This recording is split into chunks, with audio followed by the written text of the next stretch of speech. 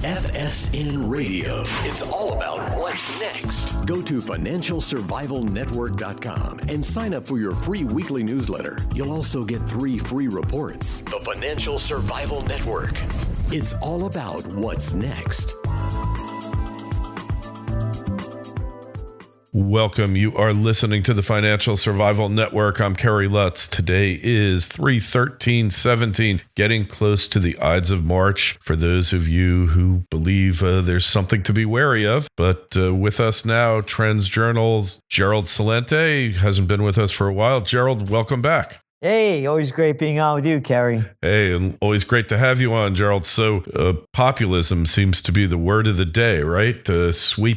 Sweeping the globe, I guess, or the Western world in any event. Yes, it is. And you even heard the Pope come out against it. It must be good then, right? Must be good, yep. I mean, the Pope, this guy's another Obama, you know? He's just, really?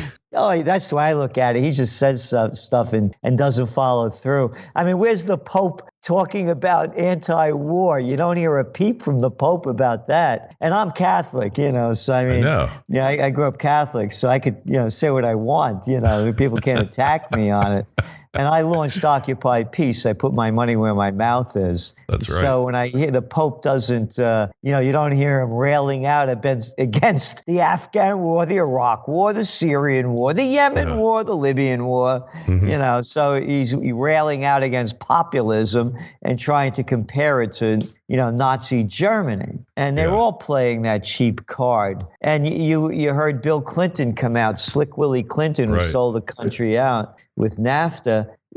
How dare we promote protectionism? Yeah. Why can't we protect ourselves? Hey, I used to teach close combat for many years. I'm a close combat practitioner. I'll protect myself. I'm not allowed to protect myself?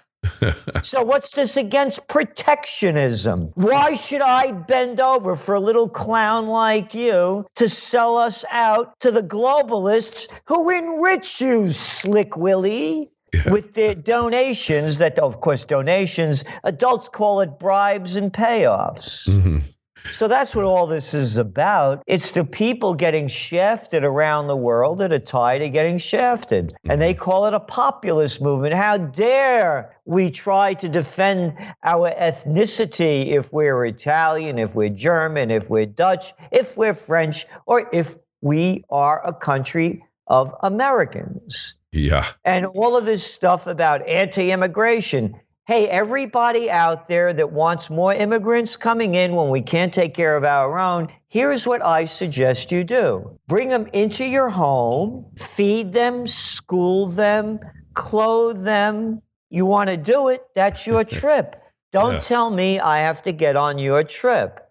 We have 320 million people here. We can't take care of our own. I say don't take in anybody like they did during the Great Depression. They closed the borders to everyone, not only Mexicans, Italians, Polish, German, Irish, everybody. They did not take in people during the Great Depression. You don't bring people into your home when you can't even feed your own family. Mm-hmm. Yep, this is true. So your thoughts, is Wilders going to win and Le Pen? You think they're both going to win their respective elections? I don't know. I don't know, but Wilders is definitely going to be doing much better. The election's coming up in a couple of days after we heard the Turkish president Erdogan over the weekend is accusing the Dutch's, quote, Nazis. Yeah, of all the people to accuse of being Nazis, it's absurd. Of course. He said Nazism is alive in the West.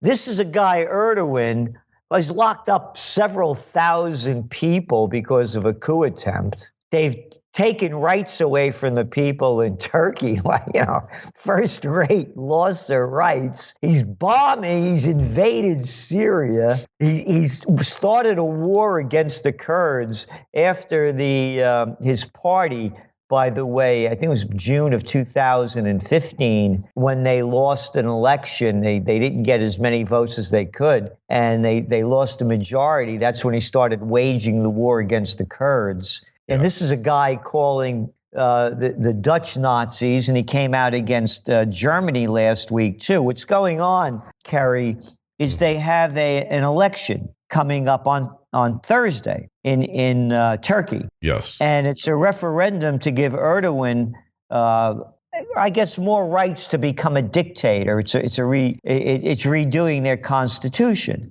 So, for example, in Germany, you have about 1.5 million Turks. Mm-hmm. And the Turkish government wants to be able to campaign in Germany, in the Netherlands, in Austria, in Switzerland, where there are a lot of Turkish people. And these countries are saying, no, man, we don't want keep you your campaign home. Yeah, that's insane. And because, well, it's no more insane than opening up our borders for tens of millions of people when we can't take care of our own. So it's the same thing. How dare you tell us what to do? Mm-hmm. Is what he's saying. We have the right to do anything we want in any country. So rather than being called out on it, he's calling them Nazis. So going back to your question, this is going to be very positive for Wilders and Le Pen. Yeah. Whether or not they win, I don't know. Yeah, well, certainly their odds keep going up here. I mean, when you look at the dissatisfaction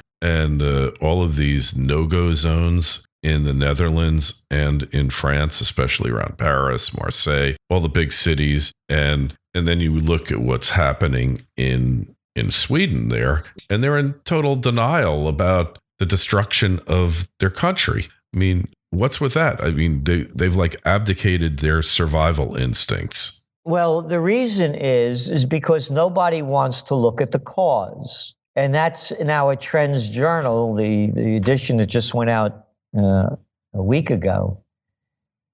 No one's talking about, where did these refugees come from? Oh, they came from Afghanistan? Wonder why. No, they came from Iraq. Can't figure out why. Yeah, I wonder why. No, they came from Libya.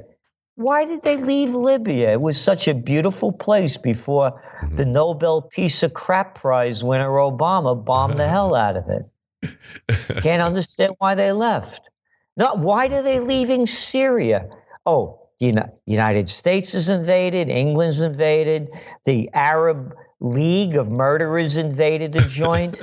I don't understand. Is there a pattern they killed here? Over 600,000 Syrians, 5 million are refugees. I don't understand why they're leaving their countries that are being bombed to death by America and its coalition of the killing. I don't understand how these refugees got there. Yeah, well, Obama seems to love, when he was president, seemed to love to create refugees and then to embrace them. I mean, he was a master at it. Well, a master baiter. Yeah, well, among other things. I mean, baiting us as well. Baiter, B-A-I-T-E-R. I know, this is a family. Baiter in the real term, because that's all he ever did in public. Yeah. He lied to us as an anti-war president. Oh, God. And I mentioned about Libya. Mm-hmm. Him, Samantha Powers, Susan Rice, and Hillary Clinton are the primary liars. People that overthrew Gaddafi. Yeah. And when Gaddafi was being overthrown, he warned Europe that you will be flooded with refugees. Mm-hmm. And we wrote about it in the Trends Journal in 2011. Yeah. 500,000 Libyans escaped after the United States destroyed their country. Oh, and you know who they armed to overthrow Gaddafi? Those jihadists. Oh, yeah. Of course. Yeah. But so when you're asking me about the denial in these other countries, that's the denial. Yeah. They won't look at the cause, so how can they look at the effect? Well, the whole thing was madness. Like you said, we might not like these people, but we didn't like Hussein either, Saddam. And there's a a lot not to like about the guy. He's a killer, but basically the situation was contained. So we can't just leave well enough alone. We've got to go bring democracy to the Middle East, to a culture that can't accept it.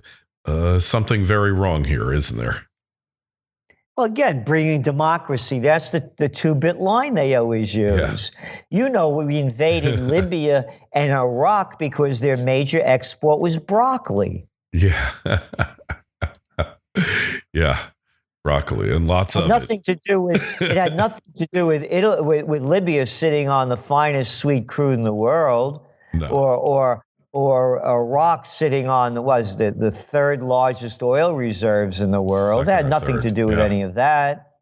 Yeah. And again, you go back to that other little slime ball of a little boy of a nothing, Donald Rumsfeld. Go back to the photos back in the 1980s of him giving Saddam Hussein those golden spurs as the United States initiates a war against Iran using Iraq as the foil. And over 1 million Iranians died in a war initiated by little low-life creepy freaks like Rumsfeld. And you, of course, know, Kerry, that Saddam Hussein had weapons of mass destruction and ties to Al-Qaeda that were phony, that the New York Slime, or the New York Times, as they prefer to call themselves, and others promoted. Well, the news that's fit to print, right? Yep, the toilet paper of record. Yeah, truth. Well, so that's what we're looking at. We're not looking, people refuse to look at the facts. Sure. So we got Trump now. He's the populist, whether we like it or not. And they've declared war on him, right? I mean, they are out to remove him. Of course they are. We've never seen an election like this one. Go back. The Russians are coming. The Russians are coming. We heard that one throughout the campaign, immediately after the campaign. You go back, look at the content analysis. It's there for everyone to add up. Oh, yeah. Right after the election, there was no honeymoon for this guy at all. The Russians won the election. And then we're going to get the Electoral College to change their vote. Yeah. I mean, you go back. These are the facts that they were promoting back then. And it was one thing after another, never that there was an election and that the guy won it. Yeah. And so, again, it used to be, okay, you don't like the person he won, let's give him a chance. But they never gave him a chance of this, and they've been attacking him ever since. And the media, again, they started this whole thing of fake news because they lost the election. So rather than, and again, do a content analysis, virtually every major newspaper supported Hillary Clinton. Yeah. Well, I mean, I was one of the few people saying that Trump was going to win, and I just knew that it was going to happen. But how do you attribute the fact that he won to what was it that pushed him over the finish line? Well, we called him a winner in our May edition of the Trends Journal in 2016, and we said it's the economy, stupid. That old line that Bill Clinton used back in 1992. And that's all it is. Because like you had Obama bragging that he could, folks, that's the other thing. I don't think of folks anymore, you're like folks. And I'm not your folk. But anyway, you had him bragging that he said that 10 million jobs were created. Yeah, right. Well, he did. But the 10 million jobs, according to the Harvard-Princeton study, 94% of them, they were temporary jobs. And then you look at the real numbers, 95% of the wealth created since 2009 in the United States went to the 1%. So it's the economy, stupid. And that's all this election really came down to, jobs. And Trump sold himself as a businessman. And then you look at what went on before the election. The markets were betting that Clinton would win. And when Trump led in the polls on election eve, the Dow futures were down 800 points. Gold prices spiked. And then there was a sharp reversal. So you have a Trump rally going on because it's the economy, stupid. Again, like him or not, agree or disagree with him, if they're going to cut taxes and cut regulations, then it's going to be positive for the economy, and that's why you're seeing the rally. Will he be able to sustain it? Yeah, only if he comes through with what he promised. And so we're calling for a market correction, but we're not calling for a market crash at this point, unless there's a wild card. So again, that's why Trump won. And again, this is very important. We never had an election with both candidates had such high negative ratings, both of them over 60%. So it wasn't like America liked either of these candidates. And the other big lie was that, white men, angry white men, pushed Trump over the top. Trump got as many white male votes as Mitt Romney did in 2012. The reason Clinton lost is because some 2 million less women went out to vote than they did in 2012. Right. And less blacks voted, and more blacks and Hispanics moved over to Democrats than people moved over to Republicans. Right. Excuse me, the Democrats, blacks and Hispanic Democrats moved to Republican more than any time in recent, polling. Yeah. Yeah, well, for sure. I mean, could you think of a more, and I mean this not from an aesthetic standpoint, but a more unattractive candidate than Hillary Clinton? She's under FBI investigation. You really had to drink the Kool-Aid and hold your nose to really be enthusiastic about that person, right? Exactly. And that's why so few women went out to vote. I mean, the facts are there. It didn't happen. Yeah. Yep. So now we've got Trump, and it's really Trump versus the world. It looks like everybody in the world is against him, with the exception of maybe the Brits a little bit. Is that too high a threshold to really get anything done? No. I know people that are on the inside of the campaign. Yeah. And they're doing very stupid things. And among the stupid things they're doing is going on the mainstream media as often as they do and make comments. Yeah. He has very strong people behind him in the business arena, and that's why he got in.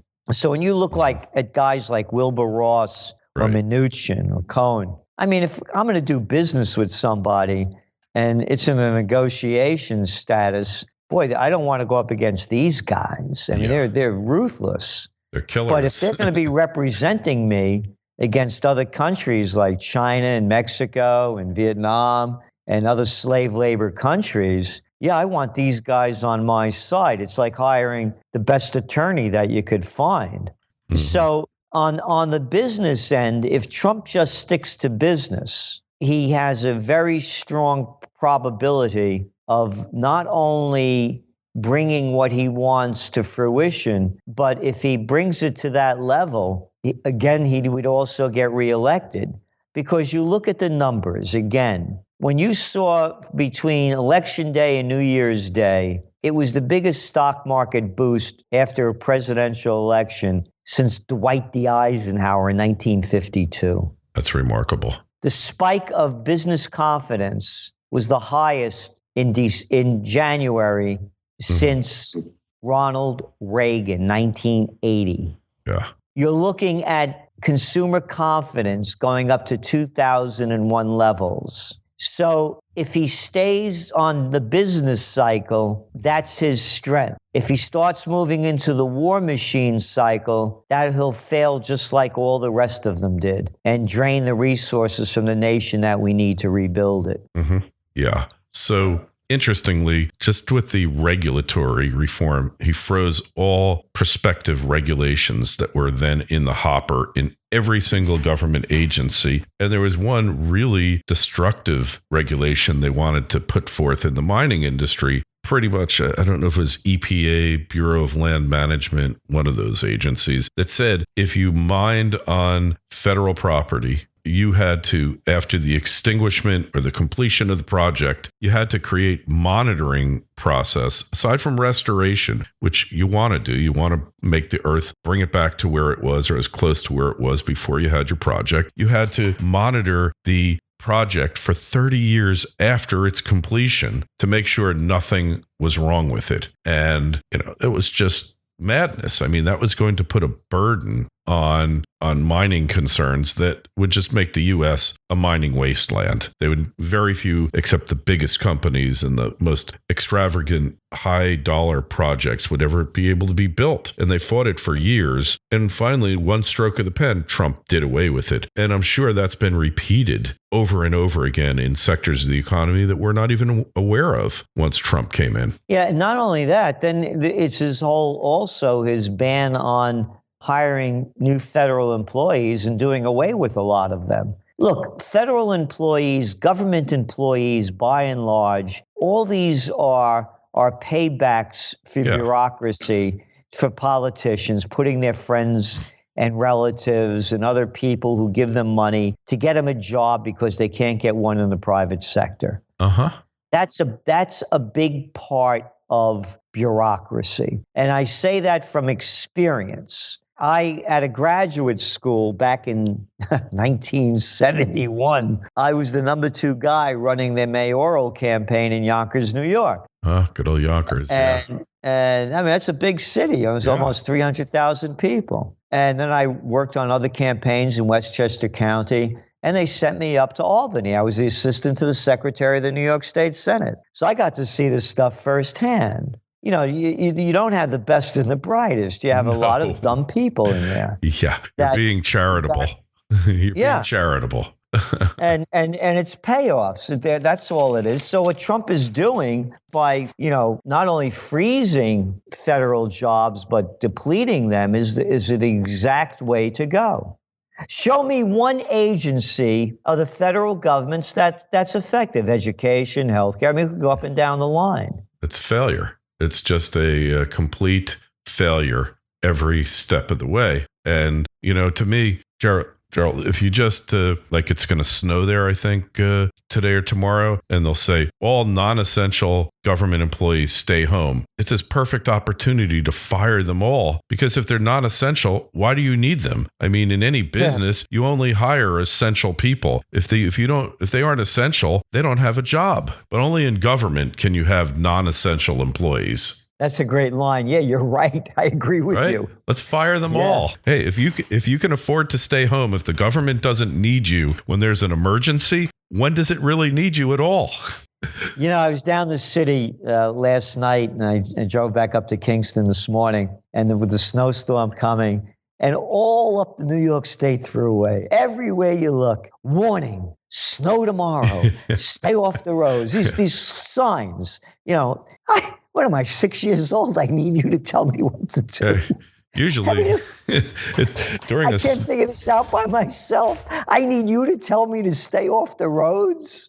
Well, it's actually the best time to drive is during these snowstorms, because all the bad drivers, just about everyone is off the road. So you have the road to yourself. Assuming you can drive in the snow and you've got a vehicle that can handle it, you're probably going to be safer than you are during your normal commute home. That's always been my philosophy about it. But, Really, I know. But I'm just saying they treat us like little kids. Yeah. Well, and that's what the federal government is. And again, not only, by the way, just to be fair about all this, all the government agencies, including the military. I'm tired of these wars. Yeah. Who is? They have not won one since World War II. Yeah. Well, they haven't gone out to win one since World War II, right? I mean, look what they did to Iraq. Look what they did to Afghanistan. Look what they've done to Libya and Syria. They bombed the hell out of these countries. I mean, it's just disgusting. Yeah, and it's not. Totally agree. And people, I wonder why they hate us. Can't figure it out, man.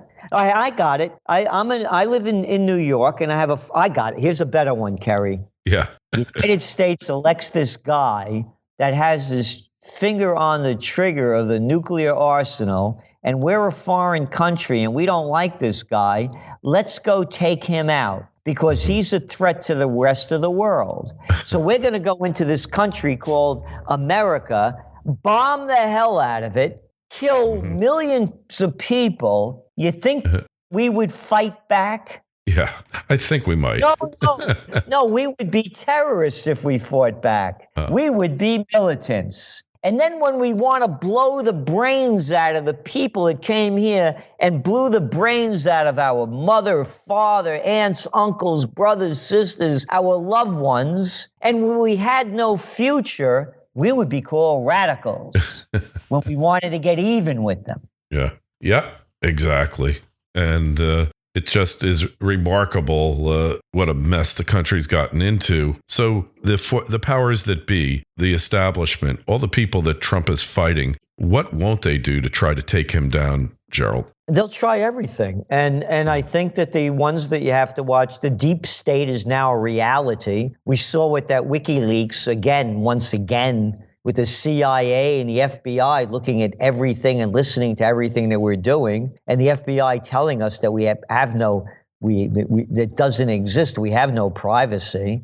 Mm-hmm. So I think the deep state, and a lot of people saying what happened with Flynn, and because he wanted to have peace with Russia. And so I think the deep state is the greatest concern. So that's no longer a conspiracy theory. Yeah. It's in front of us. Yeah. And the other one is the economy. I mean, they're going to be raising interest rates several times this year. It looks like at least 3 times. Mm-hmm. And the only reason the markets went up after the recession, after the panic of 2008, was all the cheap money they put in a zero interest rate policy. They've only raised interest rates twice within the last 10 years at a lousy 50 basis points. So will there be a pullback in real estate and stocks when they start raising interest rates? So those are the kind of things that could bring the economy down, but bringing him down, I believe it's going to be a deep state issue. Yeah. And here's the thing, the longer he's in office there, I think he's learned the lessons of Kennedy. He's studied that history, and he knows pretty much he can't trust anybody in Washington unless he's gotten a dog. Yeah, you're right. There's nothing you could trust in Washington. I have a photograph of me and John Connally. He was the governor of Texas that was sitting in front of Kennedy and took the bullet in the back. I have a photograph of me, him, and his wife, Nellie, in front of the book depository, 1992. And it was their first time back since the assassination. And as we're walking back into the Anatole Hotel, Connolly said to me, Gerald, I read your book. My book at the time was Trend Tracking. And he said, it's a fine piece of work. And he said, and I know your heart's in the right place. He said, but you don't have a clue what's going on in America. And neither do the American people. Because if they did, there'd be a revolution in this country. I believe that was 1992. And this is the guy that, by the way, not only was he the Democratic governor of Texas when he got shot, he was the Treasury Secretary under Richard Nixon, a Republican. Mm-hmm. This is the guy, when they took us off the gold standard, he was the man telling me this back in 92. Remarkable. It is remarkable. And here we are. But hey, we've got a little reason for optimism here and abroad. So, Gerald, just tell us where we find you, best place, how we subscribe to Trends Journal. Yeah, the Trends Journal, trendsresearch.com, trendsresearch.com. And we know, Kerry, that people are having difficult financial times. Yes. So we have a discount request page. All right. Excellent. And we'll have a link to trendsresearch.com on financialsurvivalnetwork.com, our site. Gerald, it's always a pleasure. Thank you so much for coming on again, and be well. FSN Radio. It's all about what's next. Go to financialsurvivalnetwork.com and sign up for your free weekly newsletter. You'll also get 3 free reports. The Financial Survival Network. It's all about what's next.